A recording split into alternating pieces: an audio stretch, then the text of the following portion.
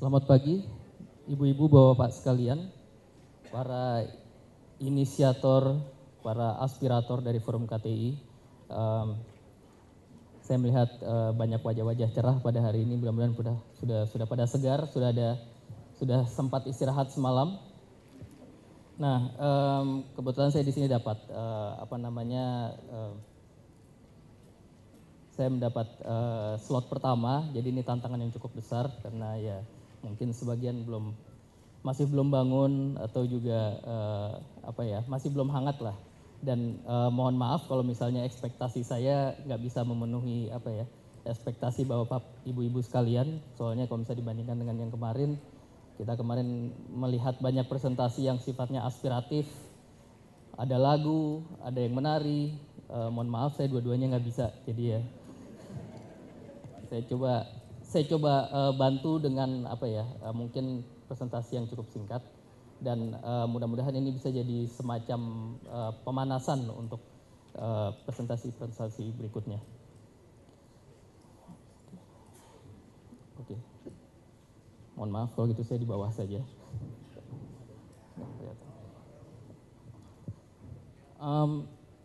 Oke, jadi dari pengantar tadi memang kurang lebih yang saya akan bicarakan adalah tentang pengelolaan keuangan daerah. Dan sedikit berbeda dengan presentasi kemarin, yang sebagian besar adalah sifatnya inisiatif-inisiatif atau praktik-praktik cerdas dari yang berawal dari masyarakat yang diadopsi oleh mungkin oleh pemerintah daerah setempat dan lain sebagainya. Presentasi saya kali ini sifatnya mungkin lebih top down gitu ya. Ini saya ingin membicarakan salah satu inisiatif yang merupakan inisiatif yang berawal dari Forum KTI itu sendiri. Ini berawal di tahun 2004, di mana pada saat itu ada permintaan dari pemerintah Provinsi Papua, Pak Bas, Pak Gubernur waktu itu ingin melihat bagaimana caranya agar alokasi anggaran di Papua bisa lebih baik. Nah, ini juga akhirnya di follow up dengan ada dukungan dari Forum KTI yang kedua waktu itu di Makassar yang mensupport berlanjutnya keberadaan kegiatan ini. Dan ini permintaan yang awalnya dari datang dari kawasan timur itu sendiri, akhirnya kita coba bangun bersama, baik dengan dukungan dari Bank Dunia, dukungan donor lain, dan juga di sini ada dukungan yang sangat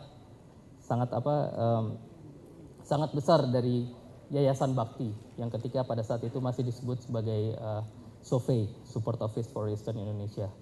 Dan kalau misalnya saya melihat di sekeliling ruangan ini, saya melihat banyak wajah-wajah yang familiar, yang banyak berjasa, yang ikut membantu mendukung berjalannya kegiatan ini. Oke.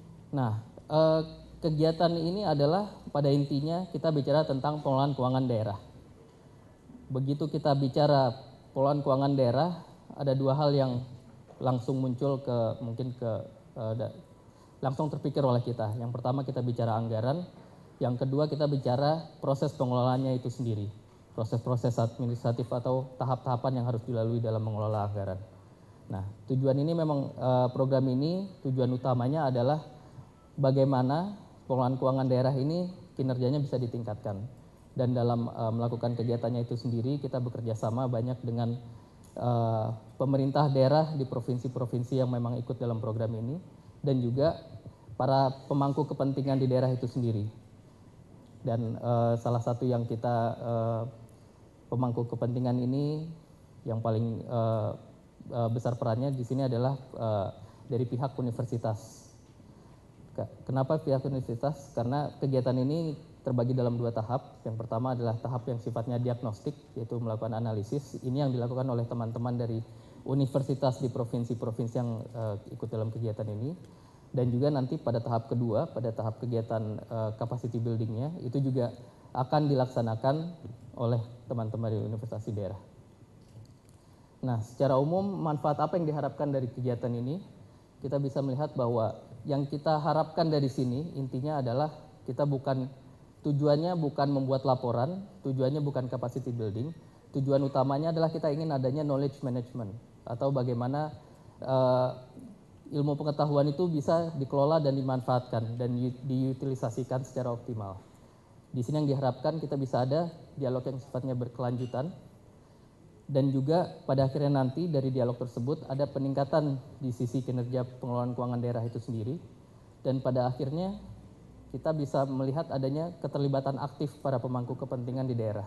Jadi tidak hanya begitu kita bicara pengelolaan keuangan daerah, kita tidak hanya melihat pemerintah daerah saja yang sibuk di sana, tapi kita juga bisa melihat bahwa teman-teman dari universitas, para akademisi terlibat, teman-teman dari LSM juga terlibat, dan masyarakat secara luas juga terinformasi tentang pengelolaan keuangan daerah itu sendiri.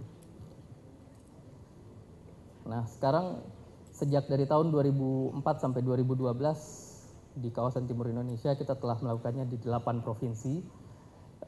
Ada beberapa dampak utama yang bisa saya sebutkan di sini. Mungkin yang paling terakhir di sini ada dari Sulawesi Utara tentang bagaimana Sulawesi Utara berusaha untuk memotong belanja perjalanan dinas pemerintah provinsinya. Di tahun 2011 kalau nggak salah mereka memotong sekitar 20% dari tahun sebelumnya dan di tahun 2012 kalau nggak salah 2012 memotong 20% dari belanja perjalanan dinas di tahun 2011 dan untuk tahun 2013 diharapkan lebih jauh lagi 20% lagi dipotong dari yang sudah dipotong di 20% itu. Jadi ada 40% pemotongan. Selain itu di Jawa Timur, mohon maaf ini mungkin di luar kawasan timur Indonesia tapi at least ada timurnya sedikit. Mereka juga tantangan utama di sana adalah pembangunan infrastrukturnya. Walaupun mereka perekonomiannya cukup besar, kebutuhan untuk infrastruktur untuk mendukung kegiatan perekonomiannya juga sangat besar. Tapi yang disayangkan kualitasnya itu bervariasi. Sebagian besar malah kualitasnya masih kurang. Nah, salah satu cara yang dilakukan oleh pemerintah provinsi adalah mereka menyisihkan sebagian dari belanja provinsinya untuk dibagikan kepada kabupaten kota untuk memberi insentif belanja infrastruktur tambahan.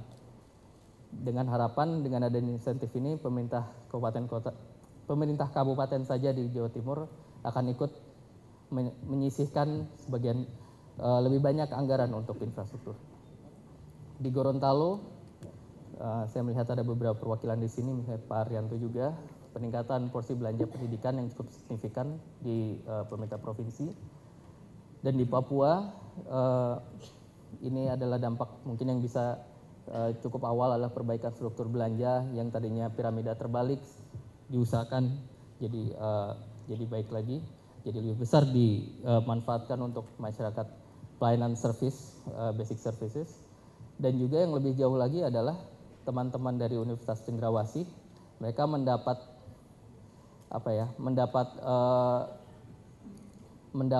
kerjasama yang diberikan langsung oleh pemerintah provinsi dan juga Kementerian Keuangan terkait dengan kegiatan peningkatan kapasitas di pengelolaan keuangan daerah. Nah, walaupun ini terjadi dengan sendirinya, tapi saya coba klaim lah di sini sedikit ada peran PIX di sini. Nah, dari sisi ini apa saja sih sebenarnya yang menjadi harapan kita dari kegiatan ini? Harapan yang pertama adalah kita ingin adanya sustainability, berkesinambungan. Jadi kita ingin melanjutkan dasar-dasar yang ada.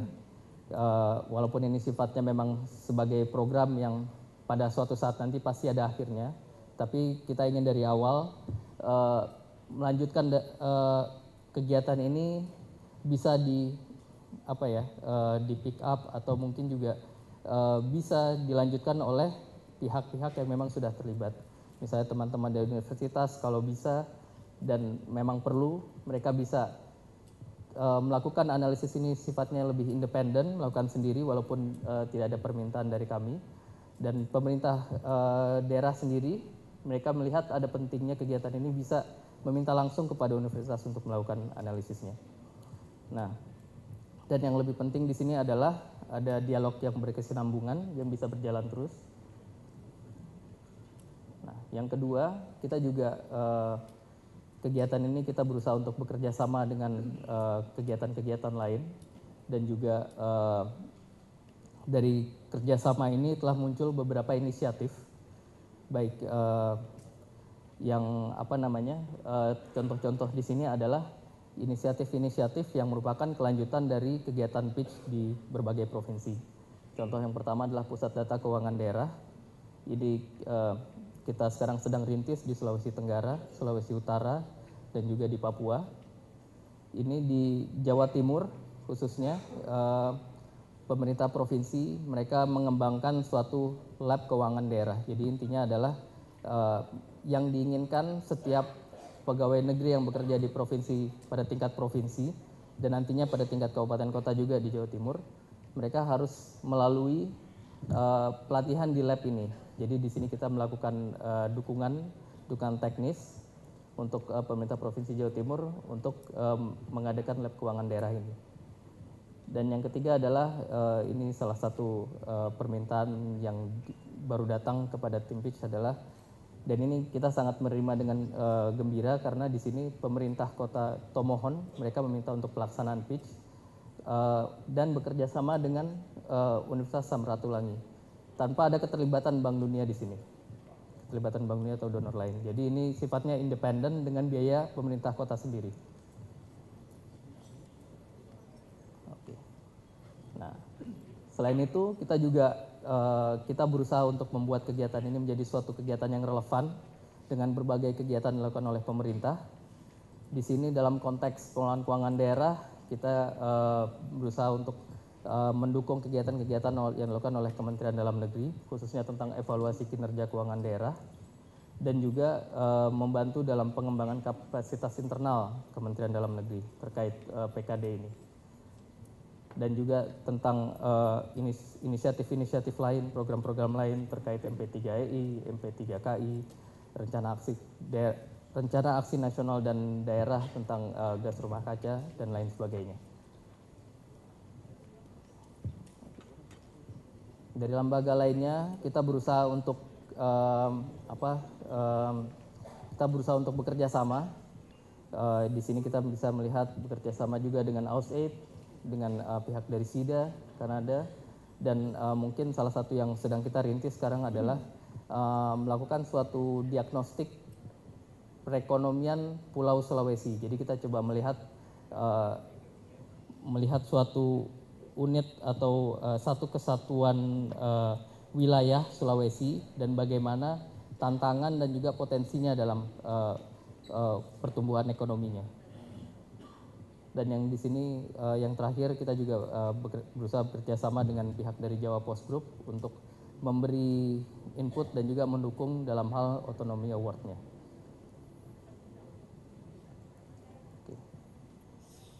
Nah, selama ini memang yang kita lakukan dari kegiatan ini adalah mendukung pemerintah daerah, khususnya provinsi dan kabupaten kota, bagaimana bisa dalam hal upward accountability-nya. Jadi bagaimana akuntabilitas mereka kepada dalam melakukan pelaporan dan lain sebagainya. Di sini contoh misalnya dalam laporan pitch ini bisa sebagai input untuk LKPD dan juga bisa untuk laporan dari pemeriksaan BPK dan lain sebagainya.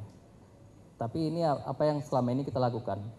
Ada beberapa hal yang masih merupakan tantangan utama yang kita lihat sekarang. Ini tahun 2012, tantangan utamanya adalah kita ingin mengatakan bahwa pengelolaan keuangan daerah itu adalah urusan semua orang. Bukan hanya urusan pemerintah, bukan hanya urusan universitas dan orang-orang yang memang tertarik di hal itu. Tapi masyarakat juga. Kenapa? Karena mereka adalah stakeholder utama dari pengelolaan keuangan daerah ini.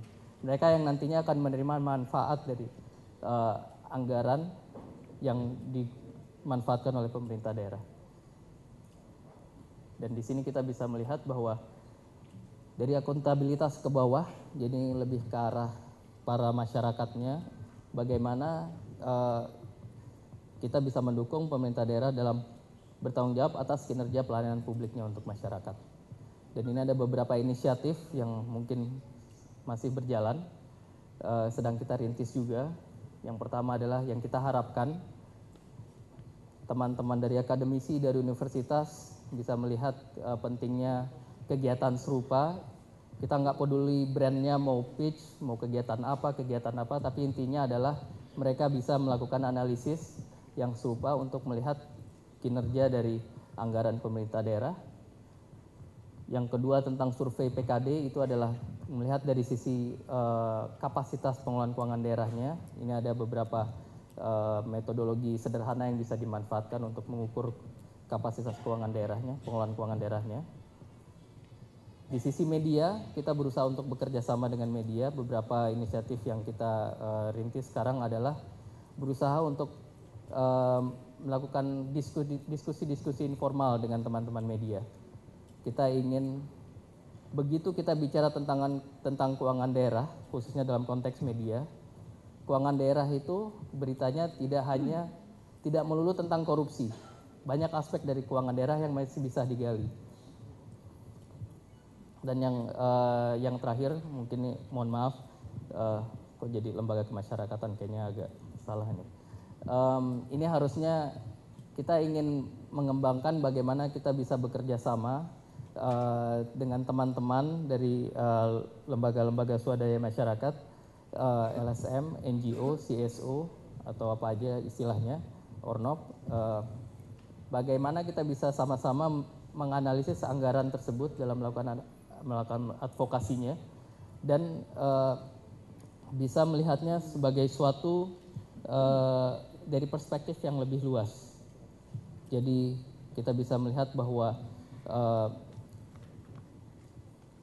bagaimana sih sebenarnya kue itu dipotong, pembagiannya seperti apa, dan apa opportunity cost atau kesempatan yang hilang apabila suatu pemerintah melakukan prioritasi terhadap unsur-unsur atau kegiatan-kegiatan tertentu. Nah, ini yang kita sekarang coba kembangkan. Ini masih merupakan tantangan bagi tim kami. Tapi ada satu hal yang kita sangat membutuhkan bantuan dari Bapak, Ibu sekalian, khususnya untuk sama-sama melihat kepentingan dari pengelolaan keuangan daerah ini. Kita ingin agar ada suatu dialog yang terus berjalan, yang pada akhirnya nanti bisa menimbulkan dampak yang cukup signifikan. Pada akhirnya ada beberapa hal yang saya ingin sampaikan sebagai penutup. Terus terang, untuk kegiatan ini kita sebut namanya PICH, Public Expenditure Analysis and Capacity Harmonization, atau analisis keuangan publik dan harmonisasi kapasitas. Terus terang, PICH bukan program pertama yang bergerak di bidang pengelolaan keuangan daerah, dan saya yakin juga bukan satu-satunya. Banyak kegiatan-kegiatan serupa yang mungkin dilakukan oleh teman-teman dari lembaga-lembaga swadaya masyarakat, teman-teman di universitas, teman-teman di donor lain yang melakukan kegiatan-kegiatan yang serupa dalam konteks pengelolaan keuangan daerah. Nah, yang saya ingin sampaikan di sini adalah dari berbagai inisiatif-inisiatif ini, alangkah baiknya memang kalau misalnya bisa saling berkolaborasi, saling mendukung, sehingga pada akhirnya kita bisa dialog tentang pengelolaan keuangan daerah yang baik ini bisa terus berjalan, bisa sustainable, dan pada akhirnya kita bisa mencapai suatu critical mass atau suatu skala ekonomis tertentu yang bisa mendorong adanya pengelolaan keuangan daerah yang optimal. Mungkin itu penutup saya.